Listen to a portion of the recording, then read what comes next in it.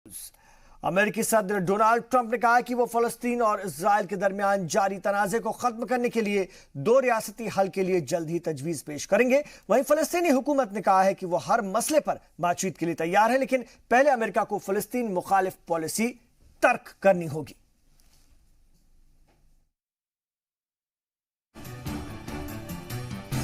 दुनिया के सबसे पुराने और बड़े मसलों में से एक है मसला फिलिस्तीन, जिसके हल के लिए अमेरिका ने एक बार फिर कोशिशें तेज कर दी हैं। न्यूयॉर्क में इजरायली सदर के साथ मुलाकात में अमेरिकी सदर ट्रंप ने कहा कि वो फिलिस्तीन और इजराइल के दरमियान जारी तनाज़े के खात्मे के लिए दो रियासती तजवीज़ की हिमायत करते हैं। उन्होंने कहा कि अमेरिका फरीक़ैन के दरमियान अमन के क़याम के लिए 2-3 माह में अमन फार्मूला पेश करेगा। अमेरिकी सफारत खाना तेल अवीव से यरूशलेम मुंतकिल करने के बाद ट्रंप का ये पहला बयान है जिसमें उन्होंने दो रियासती फार्मूले की हिमायत की है। We're working on deals. I think that I really believe something will happen. They say it's the toughest of all deals. When they talk about tough deals, they always say Israel and the Palestinians. That's the toughest of all deals. It is a dream of mine to be able to get that done prior to the end of my first term. I don't want to do it in my second term. We'll do other things in my second term. I like two-state solution. Yeah, that's what I think. That's what I think works best.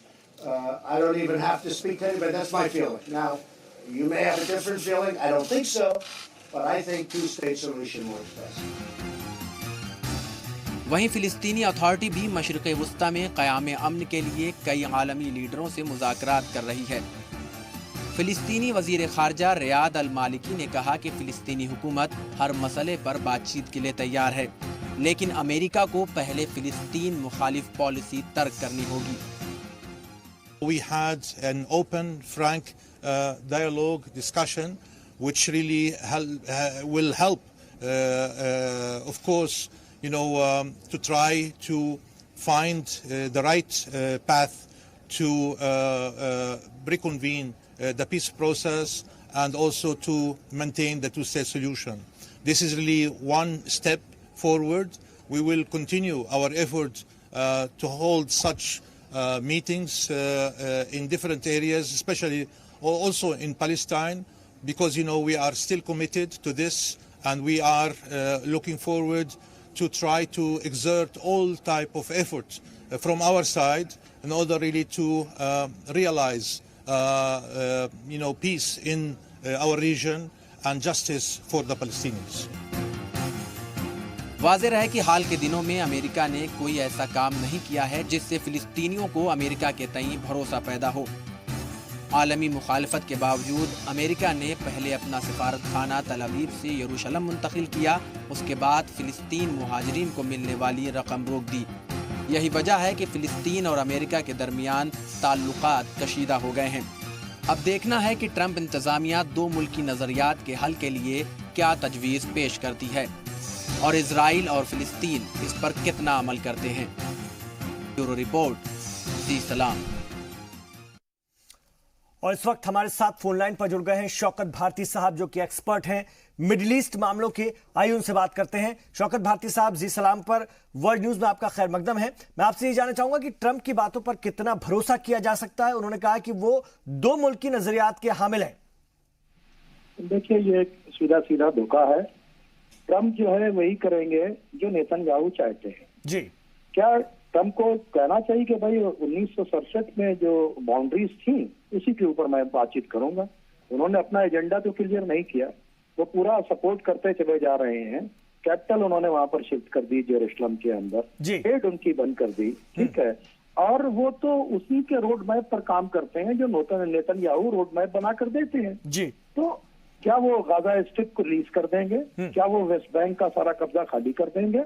तो ये तो possible ही नहीं है कि क्या नाम है कि वो करेंगे। ये सिर्फ एक बेवकूफ बनाने की वो है। मुझे लगता है कि बाय फोर्स जो इजराइल चाहता है वो ये करने की कोशिश करेंगे, और ट्रंप तो किसी की सुनते नहीं है, उनकी जो समझ में आता है जी वो करते हैं। सर, माजी में ट्रंप ने जिस तरह से फलस्तीन मुखालिफ चालें चली है, ऐसे में उनकी इंतजामिया पर भरोसा कैसे किया जा सकता है? नहीं, भरोसा करना भी नहीं चाहिए, क्योंकि ये जो नेतन्याहू चाहेंगे उसे इम्प्लीमेंट करेंगे। ये फिलिस्तीन की जो क्या नाम है, फिलिस्तीन के जो राइट्स हैं और फिलिस्तीन की जो प्रॉब्लम है, ये ईमानदारी से जजमेंट नहीं करेंगे। ये तो सबको पता है कि दुनिया एक तरफ है, ये एक तरफ है। कभी भी ट्रम्प ने जो है भाई अपने हिसाब से दुनिया को चलाना चाहा है, वो इसराइल के अकॉर्डिंगली चलेंगे और ये सिर्फ एक धोखा है, इससे उम्मीद रखना मेरे ख्याल से जो है जरूरी है। बहुत शुक्रिया शौकत भारती साहब अपनी अहम राय रखने के लिए इस खबर पर। तो मिडिल ईस्ट मामलों के expert Shaukat Bharti phone line पर थे।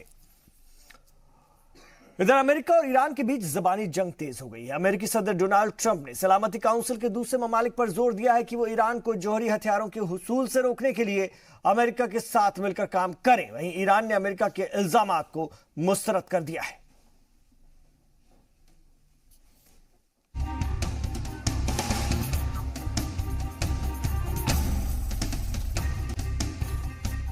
अक़वाम मुत्तहिदा इजलास के दूसरे दिन भी अमेरिका और ईरान के बीच खूब जुबानी जंग हुई।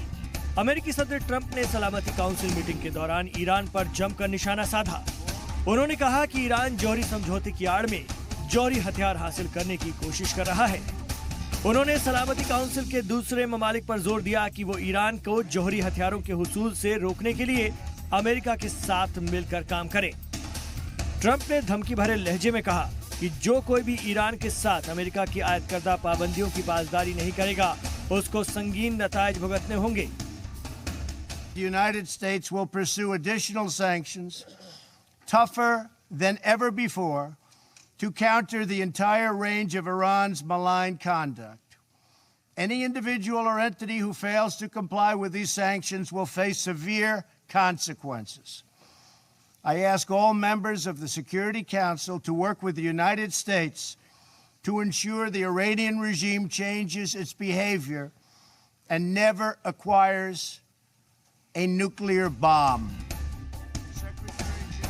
वहीं सलामती काउंसिल में ईरान का बचाव करते हुए रूस ने कहा कि ईरान अब भी जौहरी समझौते की पासदारी कर रहा है। अमेरिका के एक तरफा तौर पर जौहरी डील से दस्तबरदारी सलामती काउंसिल के रेजोल्यूशन 2231 की खिलाफ वर्जी है। ईरान को जौहरी हथियारों से रोकने के लिए 2015 में किया गया जौहरी समझौता जरूरी है।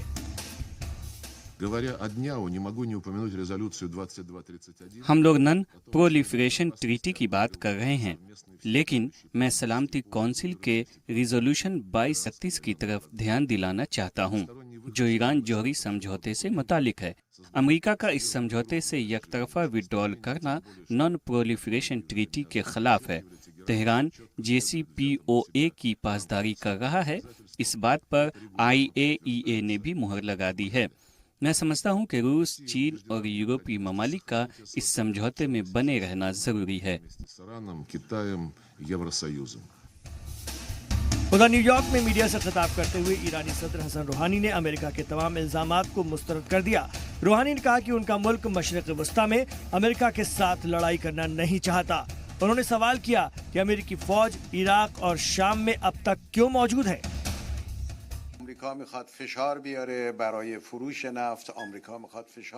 हम मशरिक़ वस्ता में अमेरिका के साथ उलझना नहीं चाहते। हम ना तो उन पर हमला करेंगे और ना उकसावे में आएंगे, लेकिन मैं अमेरिका से कहना चाहता हूं कि वो बैनुल अक़वामी क़वानीन की पासदारी करे और दूसरे मुल्क की खुद मुख्तारी की इज्जत करे। ईरान अब भी JCPOA की पासदारी कर रहा है और हम उस वक्त तक समझौते पर कायम रहेंगे जब तक उस समझौते के साथ ईरान का मफाद वाबस्ता है। ईरानी सदर ने तवक्को जाहिर की है कि अमेरिका को एक दिन जौहरी डील से निकलने की गलती का एहसास होगा और वॉशिंगटन एक बार फिर इस मुआहदे का हिस्सा बनेगा। वाज़ेह है कि 2015 के जौहरी मुआहदे से अलहदगी के बाद अमेरिका ने ईरान पर सख्त माशी पाबंदी आयद कर दी है और अपने तहादियों से कहा है कि वो इस पाबंदी पर अमल करें। लेकिन यूरोपीय और दीगर ममालिक ईरान के साथ तिजारती रिश्ता जारी रखने पर इत्तेफाक कर रहे हैं। अब देखना है कि आने वाले दिनों में अमेरिका की ईरान मुखालिफ पॉलिसी कितनी कामयाब होती है। ब्यूरो रिपोर्ट, जी सलाम। अमेरिकी सदर ट्रंप ने अगर मुल्क में वस्त मुद्दती इंतखाबात की बात करें तो उसमें चीनी मुदाखलत का इल्जाम लगाया है। ट्रंप ने कहा है कि चीन नहीं चाहता कि आने वाले इंतखाबात में वो जीत हासिल करे। वहीं चीन ने ट्रंप के इन इल्जामातों पर सख्त रद्द-ए-अमल का इजहार किया है।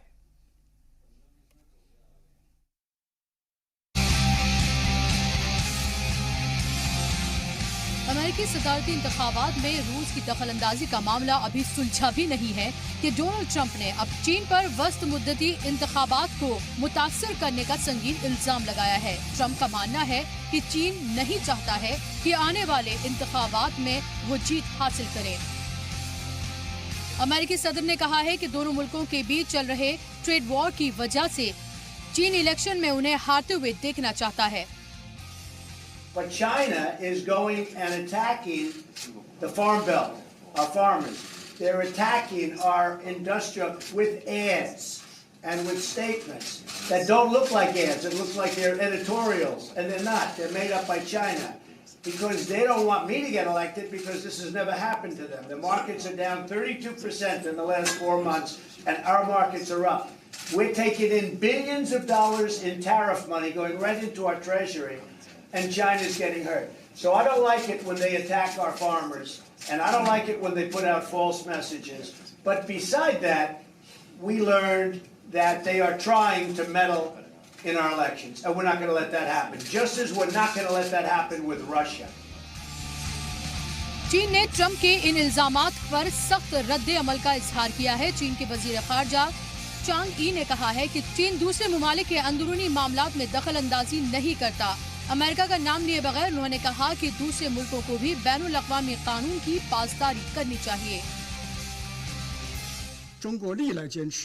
मैं ये बताना चाहता हूँ कि चीन किसी दूसरे मुल्क के अंदरूनी मामलात में मदाखलत नहीं करता। ये चीन के फॉरेन पॉलिसी का हिस्सा है। बैनुल अक़वामी कम्युनिटी भी चीन के इस प्रिंसिपल्स को मानती है। हम न तो किसी मुल्क में मदाखलत करते हैं और न कभी करेंगे। हम चीन पर लगे इल्जामात को मुस्तरद करते हैं।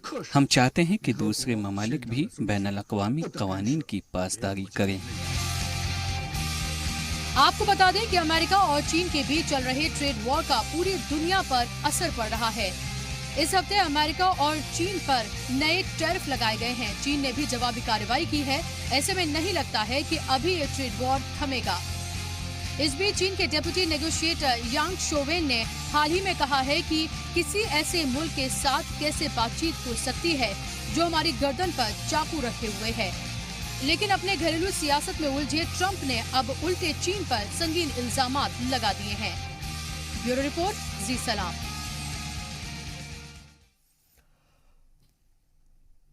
इधर लातीनी अमेरिकी मुल्क वेनेजुएला के सदर निकोलस मदुरो ने हैरानकुन तौर पर अमेरिकी सदर डोनाल्ड ट्रंप से मुलाकात करने पर आमादगी जाहिर की है। अक़वाम मुत्तहिदा जनरल असेंबली से खिताब करते हुए मदुरो ने कहा कि तमाम तरह के डिफरेंसेस के बावजूद वो अमेरिकी सदर से तमाम मौजू पर बातचीत के लिए तैयार है। वाज़ेह है कि वेनेजुएला और अमेरिका के दरमियान एक तवील अरसे से सफारती कशीदगी चली आ रही है। वेनेजुएला को इन दिनों माशी बहरान का सामना है। अक़वाम मुत्तहिदा के आदाद और शुमार के मुताबिक माशी बहरान की वजह से अब तक लाखों लोग मुल्क छोड़कर चले गए हैं। अमेरिकी सदर ने वेनेजुएला की इस सूरत हाल को शर्मनाक करार देते हुए इस मुल्क के खिलाफ इक़दामात करने की धमकी दे रखी है। तमाम तरह के इख्तिलाफात के बावजूद मैं निकोलस मदुरो अमेरिका के सदर से मुलाकात और बातचीत के लिए तैयार हूँ। मैं ट्रंप से बाहमी और दीगर इशूज पर बात करना चाहता हूँ। मेरा कोई एजेंडा नहीं है। मैं खुले दिल से और संजीदगी के साथ मुज़ाकरात करना चाहता हूँ। जिनसी इस्तेहसाल का सामना कर रहे अमेरिकी सुप्रीम कोर्ट के जज ओहदे के उम्मीदवार ब्रेट कैवनॉग की आज सीनेट जुडिशरी कमेटी के सामने पेशी हुई और उनसे कई सवाल पूछे गए। उधर ब्रेट कैवनॉग पर अब एक और खातून ने जिनसी इस्तेहसाल का इल्जाम लगाया है। जूली स्वेटनिक नाम की इस खातून ने एक बयान में कहा कि 1980 में एक पार्टी में उनके साथ ब्रेट ने जिनसी ज्यादती की। वहीं इस केस की सुनवाई कर रही सीनेट जुडिशरी कमेटी ने कहा है कि इस नए इल्जामात से ब्रेट कैवनॉग के खिलाफ सुनवाई में कोई खास फर्क नहीं पड़ेगा।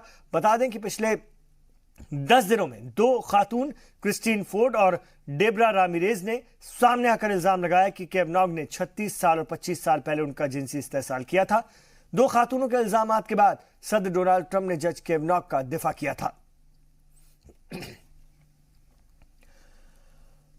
अमेरिका के अटॉर्नी जनरल रॉड रोसेनस्टीन की कुर्सी बच गई है। ट्रंप की गुफ्तगू रिकॉर्ड करने के इल्जामात का सामना कर रहे रोसेनस्टीन ने अमेरिकी सदर डोनाल्ड ट्रंप से मुलाकात की। मुलाकात के बाद ट्रंप ने कहा कि रोसेनस्टीन ने इन तमाम इल्जामात से इनकार किया है और भरोसा दिलाया कि वो इस तरह के किसी भी सरगर्मियों में मुलव्वस नहीं रहे हैं।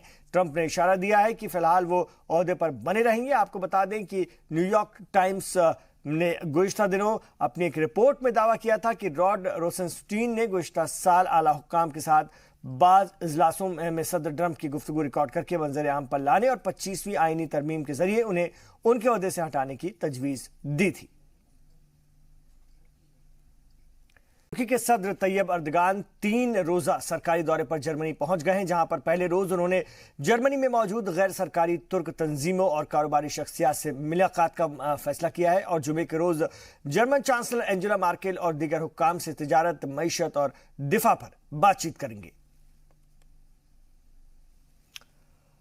उधर सऊदी अरब और जर्मनी ने सिफारती ताल्लुकात की बहाली पर इत्तेफाक किया है। न्यूयॉर्क में जनरल असेंबली के इजलास के मौके पर दोनों मुल्कों के वज़राए खारजा की मुलाकात के बाद ये बात सामने आई है। दोनों मुल्कों के वज़राए खारजा ने बाहमी ताल्लुकात का एतराफ़ करते हुए कहा कि बर्लिन और रियाद के दरमियान अब कोई कशीदगी नहीं। सऊदी अरब और जर्मनी के दरमियान सिफारती ताल्लुकात उस वक्त कशीदा हो गए थे जब गुज़िश्ता बरस जर्मन वज़ीर खारजा ने सऊदी अरब पर खित्ते में अस्करी मुहिम चलाने का इल्जाम लगाया था। मैक्सिको में 4 साल से लापता 43 तलबा के लिए हजारों लोगों ने सड़कों पर निकलकर एहतजाज किया। लापता तलबा के अहल खाना के तर्जुमान फिलिप डी ला क्रूज ने कहा कि हमारे बच्चे बरसों से लापता हैं लेकिन हुकूमत कोई तवज्जो नहीं दे रही है। इस एहतजाजी मार्च में तलबा, असातिज़ा, हुकूक इंसानी के कारकुन और दीगर लोगों ने शिरकत की। मुजाहिरीन ने मुतालबा किया कि बच्चों को जिंदा ले गए थे या उन्हें अपने बच्चे जिंदा चाहिए। आपको बता दें कि 26 सितंबर 2014 को IRT जिनापा रूरल टीचर स्कूल के तलबा को जबरन उठा लिया गया था और इसके बाद से वो लापता हैं। मकदूनिया में अपने मुल्क का नाम बदलने को लेकर के हजारों लोगों ने एहतजाज किया और लोगों से रेफरेंडम में हिस्सा लेने का मुतालबा किया। वाज़ेह है कि नाम बदलने को लेकर मकदूनिया में इतवार को रेफरेंडम होने वाला है। एक तरफ जहां अपोजिशन जमातें इसके हक में कैंपेन चला रही हैं, वहीं हुकूमत नहीं चाहती है कि मुल्क का नाम बदला जाए। दरअसल मकदूनिया ग्रीस में एक सूबे का नाम है, इसलिए लोग अपने मुल्क का नाम नॉर्थ मकदूनिया करना चाहते हैं। यूरोपीय यूनियन और नेटो का कहना है कि जब तक मकदूनिया अपना नाम नहीं बदलता उस वक्त उसे ब्लॉक का हिस्सा नहीं माना जा सकता।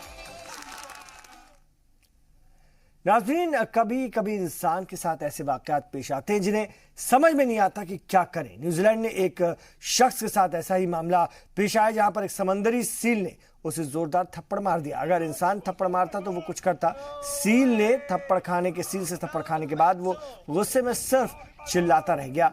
ये दिलचस्प नज़ारा आप भी देखिए।